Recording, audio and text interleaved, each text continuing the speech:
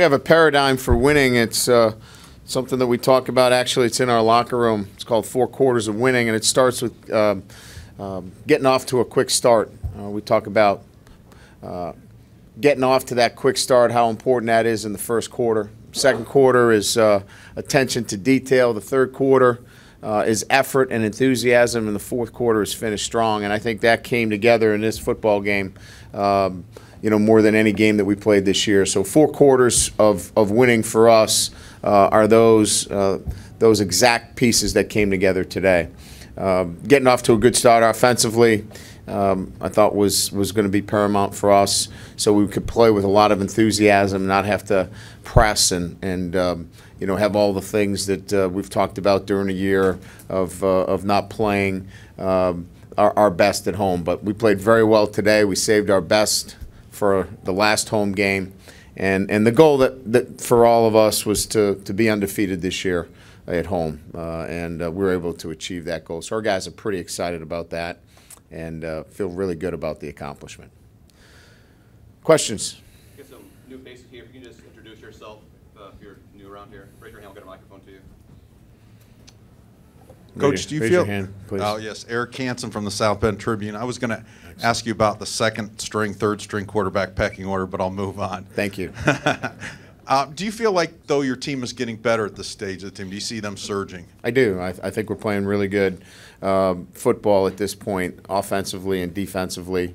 Our special teams have been okay, but I think offensively we're growing.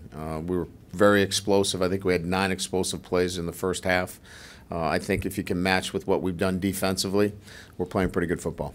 You mentioned Thursday night you thought Everett had a really good week of practice. Talk about how he pulled that into today and where you see him going still this year. Hey, well, obviously he's a guy who makes explosive plays. He's got the ability to throw it. He can run the football. He's elusive, and I think we're seeing a guy that's growing each and every week. Now he made some mistakes that a young quarterback has a tendency to make, and we've got to kind of slow him down a little bit. But he's definitely on the right path to providing us the offense that we need. Tom Davis with the Fort Wayne News-Sentinel. I don't know if there's a position that captures the essence of Notre Dame football more so than the tight end. Today, Tyler sets a program record for receptions.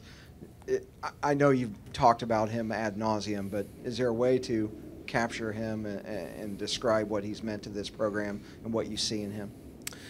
Well, I think it's been a number of things in terms of what he's meant. First of all, coming back, not going into the draft, coming back to get his degree says so much about the Notre Dame football player and how important it is to have their degree, but to also play at the level that he's played. To break the kind of records with the great tight ends that have been here at Notre Dame is an amazing feat. Today, we try to get him the football. Made an incredible play, as you know, down the field. So I think it's a combination of a guy that understands Notre Dame, understands the value of a great education, and wanted to be on a championship football team. I think he epitomizes in terms of what we look for as a Notre Dame football player. Mike LaPresta, USA Today. You have pretty steadily focused 1 week at a time.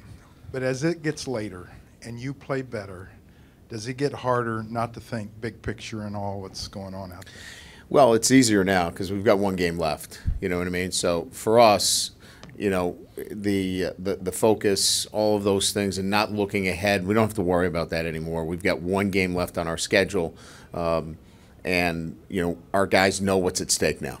This is about an undefeated season.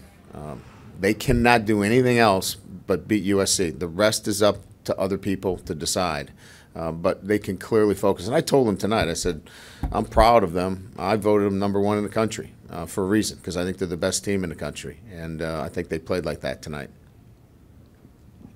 Brian, right over here. Yeah. Where do you start? I mean, not to push it too far ahead, but where do you start in terms of managing that energy and what's at stake in 1 game? Yeah, no, I understand the question. I think with 1 game left, all their energies are focused on 1 goal, and that is to beat USC.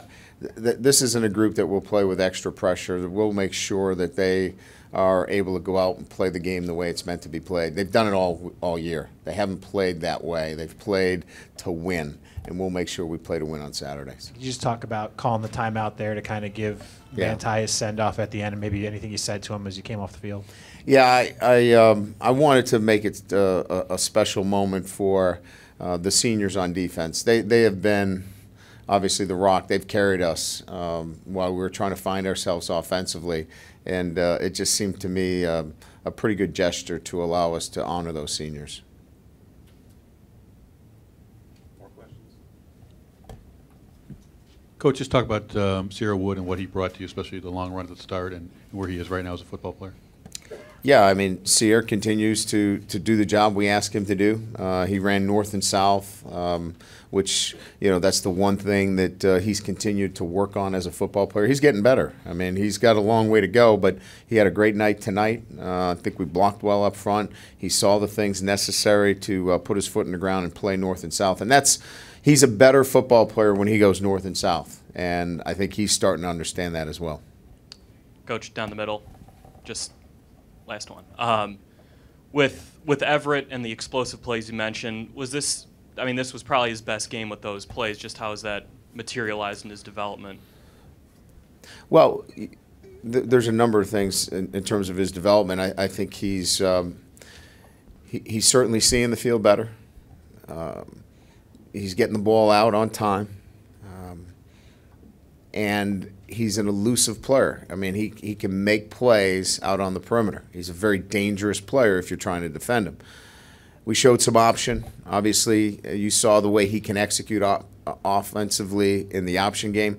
He will now be so much more difficult to defend, and we will, as an offense, be much more difficult to defend when you have those elements of playmaking outside the realm of your offense.